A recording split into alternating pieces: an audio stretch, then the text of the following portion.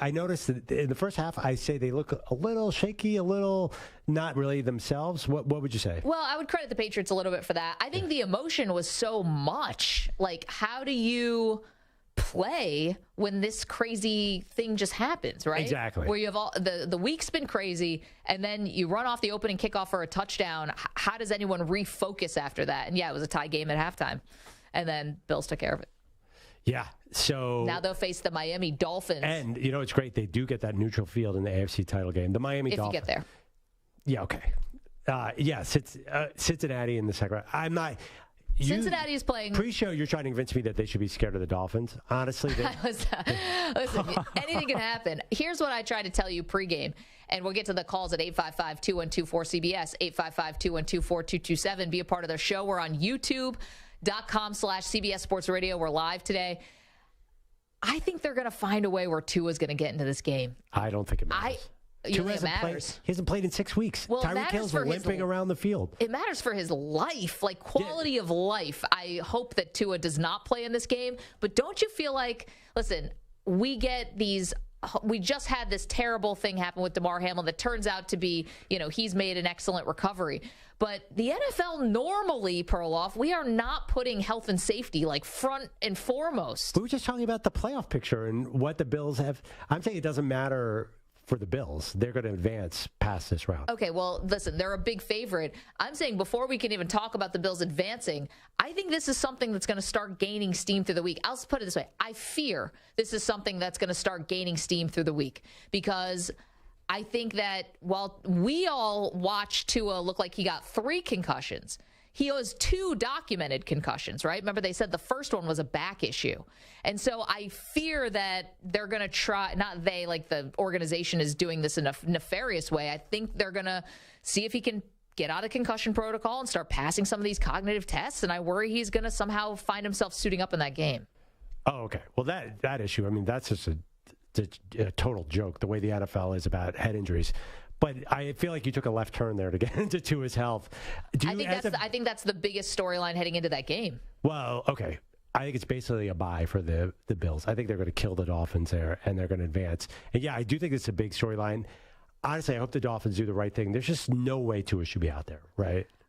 I can't imagine how you could put him out there in good conscience.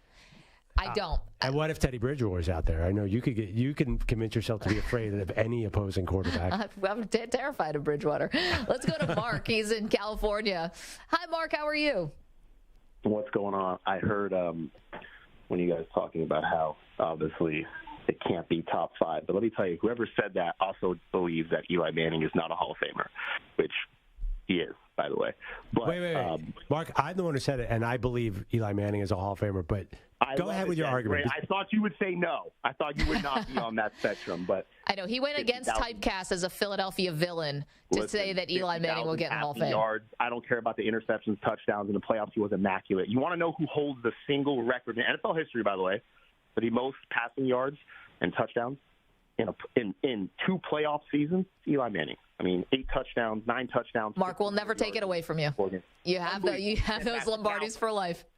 Right. Now, we have a quarterback by the name of Daniel Jones, who obviously I was saying when the Giants signed Dable, I loved him from the get-go. I was watching him at Alabama. He's a phenomenal mind. He reminds me a lot of Tom Coughlin when he was with Jacksonville and he came over. And the Giants just bought into Tom Coughlin's words. They just bought into it, just how the Giants have bought into Dable. The first couple seasons with Jones have been very tumultuous, right? But now you're starting to see what he did with Josh Allen. And I've always been saying this, that Josh Allen and Daniel Jones have physical abilities almost similarly in terms of build. Daniel Jones is a big dude, okay? He's a big dude. Yeah, he's 6'5". Big dude, just like Allen. He's got a cannon for an arm, just like Allen. And you've seen the touchdowns. Everyone's saying he's thrown 15 touchdowns. The dude is extremely accurate. This year, under Dable, is extremely accurate. His interception rate is 1.1, which I could care less about because at the end of the day, he's not really having him throw in a tight coverage because they don't have a number 1 receiver. If he had a number 1, that interception rate goes up a little bit because he's throwing more contested throws. But he's not doing the typical Giants 7-yard dump-offs anymore. He's throwing spirals. Giants, as a whole, on third down, he's phenomenal this year. He's extended his plays. He has 700 rushing yards with his legs. I mean, yeah, Mark, you're making the case here, and you think Daniel Jones is. You said I think right now he could be borderline on the top 10, but if you get him a number one receiver, which I don't know how many there are right now, because I don't think. Wait, Mark, I'm sorry, I gotta stop you and appreciate the call. It's an impassioned, defense of Daniel Jones, who saved his career this season. I am so glad we have a live stream today on YouTube just to capture the eye roll that Andrew Perloff did. But you can't say Daniel Jones and Josh Allen are same. Josh Allen is third season through 37 touchdowns. Yeah. Daniel Jones threw 15 this year. You know who threw more than Daniel Jones this year? The much embattled Russell Wilson. You know who threw more than him in 8 games? Andy Dalton. 15 touchdowns. This is the NFL in 2022. Maggie, you or I could get in there, and I think we were looked at for week 18 because it got pretty bad. And throw 15 touchdowns. Nathan Peterman almost totaled Daniel Jones' production in 1 game yesterday. By the way, not a bad job by Nate Peterman yesterday. They had to pull him because he got too close to winning, and the Bears didn't even Yeah, that's what it was. Yeah, sure. So, no, Daniel Jones, and I've heard this before. Mark's not the only person to say Daniel Jones is a top 5 quarterback. And I'm sorry, the passing production is so bad. I know his receivers are terrible. His receivers are bad. Can I say he's not the – it's – this is going to sound like this is a dig at Daniel Jones, and I don't mean it that way. But he's a poor man's Josh Allen. That's what he is. No. I think he's closer to Justin Fields. Like, he's a running quarterback who can occasionally throw. He does have an arm. If he had better receivers, I think we'd see the arm more. But Daboll obviously doesn't trust any of these guys, nor should he. I think, that, again, no disrespect to Daniel Jones. It's going to sound like it is, but he's a poor man, Josh Allen, right?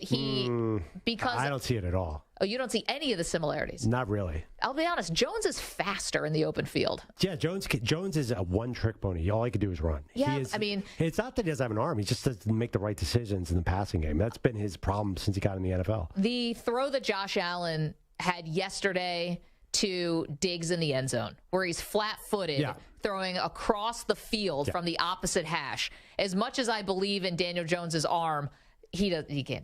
No. I would think somebody who's much closer to Josh Allen is Justin Herbert, Joe Burrow, Patrick Mahomes. Those are the people who are in the same sentence as Josh Allen. Daniel Jones, to me, is much closer to Justin Fields or that sort of tier of quarterback. I think he can throw the ball better than Fields. Right, but Fields can sling it if he wants to. Fields has a very strong arm. He just has never really done it. He's only 22. But he's just, I'm saying, a run-first quarterback who occasionally will throw. I think that Jones is super dangerous. He saved his career this year. I think he's going to be back with the Giants. And listen, he's got them in the playoffs. And to be honest, I think that's a vulnerable spot. The Minnesota Vikings and Giants played already. That was a really close game. I would not be shocked if the Giants went in and won that game. I'm thinking about picking the Giants in that game. Me too. I think the Vikings are really, really bad. The Vikings are a total mess.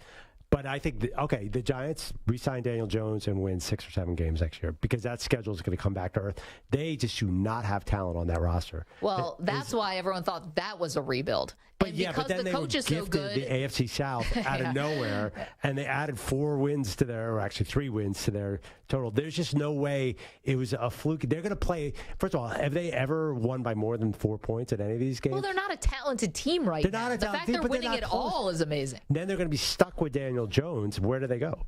Well, stuck with Daniel Jones. Let's see what the contract looks like. If this is more than no matter what it says, if this is for more than 3 years, 3 years, okay, but actually that's a long time. That's stuck. Is that stuck? I don't think 3 years is a long time. Right? Yeah, that's a really in NFL terms. I mean, if Brian Daboll goes 4 years, and say he gets to the divisional round this year, and then he doesn't make the playoffs the next 2 or 3 years, then that's bad. Well, you have Jones for next year. Then the year after, you start thinking about what's next. You're probably not going to be able to draft a quarterback. So then you start maneuvering for the future. You know, the other 3 years goes by fast. 3 years in NFL terms? Are you kidding me? Tom Brady and Aaron Rodgers have already retired once in that 3 years. And within 3 years, they'll retire and come back 4 times. No, that's a long time. Also, Saquon, do you pay him? Yeah, that's a hard no for me.